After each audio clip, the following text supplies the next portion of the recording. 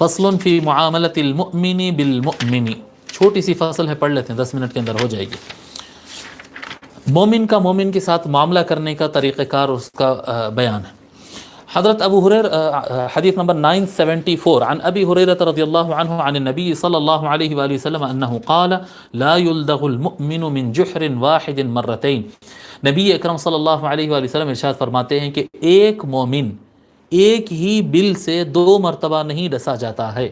بل وہ سوراخ کہتے ہیں نا جس میں چوہا یا بچھو یا سانپ چھپتا ہے، تو سانپ ڈستا ہے، اگر کوئی کسی بل کے پاس، کوئی سوراخ کے پاس سوراخ سمجھ کر جائے اور اس کو سانپ ڈنک مار دے، تو کیا پھر دوبارہ جا کے پھر ڈنک کھائے گا وہ تو بیوقوف ہو جائے گا۔ تو فرماتے ہیں مومن ایسا بیوقوف انسان نہیں ہوتا، ایمان والے کو ایک ہی بل سے، ایک ہی سوراخ سے 2 مرتبہ نہیں جا سکتا ہے، یعنی مومن سمجھدار ہوتا ہے، ہوشیار ہوتا ہے، کبھی غلطی سے اگر ایک مرتبہ ہو جائے تو دوبارہ وہ غلطی نہیں کرتا ہے۔